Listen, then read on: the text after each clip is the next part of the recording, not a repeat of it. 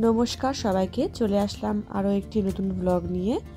গতকাল ছিল আমাদের বাড়িতে বাস্তি পুজো, সেই জন্য সকাল সকাল ঘুম থেকে উঠে ঘরের পুজোটা আমি দিয়ে দিয়েছি।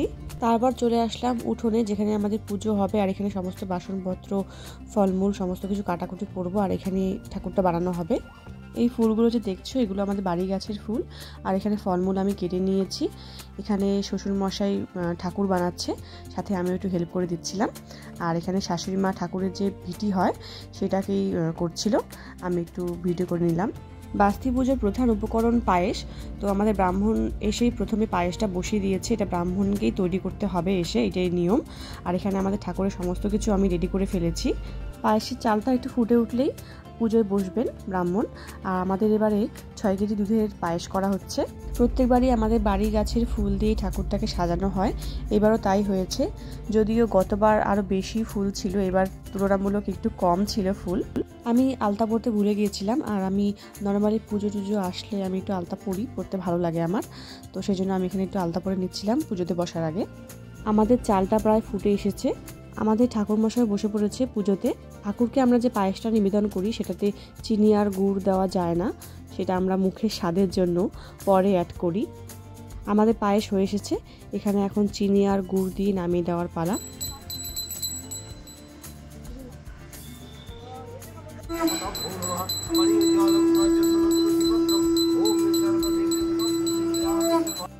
এই পুজো করার একটাই উদ্দেশ্য, যেটা হলো বাস্তু ভিটা আমরা যেটা বলি, সেটা যাতে মঙ্গল হয়, ভালো হয়, শুভ হয় সমস্ত কিছু, সেই উদ্দেশ্যে এই পুজোটা আমরা করে থাকি। অনেকের বাড়িতে অনেক রকম নিয়ম আছে পুজোর।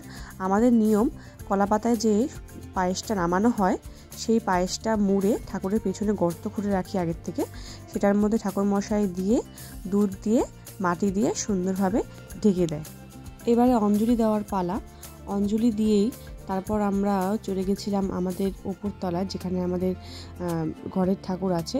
তো আমার শাশুড়ি মা স্বপ্নে দেখেছিল যে সেখানেও আমরা পুজো করছি, তো সেই কারণে ব্রাহ্মণকে আমরা বলে তারপরে একটু উপরে নিয়ে যাই। উপরে গিয়ে উনি একটু উপরে সমস্ত ঠাকুরকে একটু পায়েস নিবেদন করে দেয়।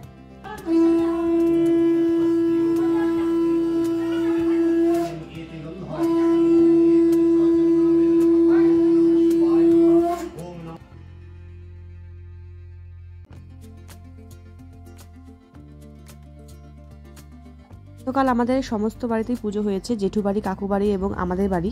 আমাদের পুজো সেরে ঠাকুরমশাই চলে এসেছে এখন কাকু বাড়িতে পুজো করতে। আমিও চলে আসলাম একটু দেখতে।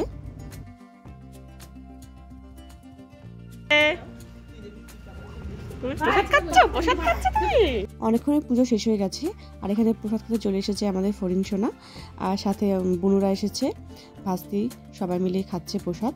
আর আজকের ব্লগটা এখানে শেষ করছি। ভিডিওটি ভালো লেগে থাকলে অবশ্যই লাইক, কমেন্ট, শেয়ার, আর আমার চ্যানেলটি সাবস্ক্রাইব করতে একদম ভুলবেন না। দেখা হচ্ছে পরবর্তী ভিডিওতে, ততক্ষণের জন্য টাটা।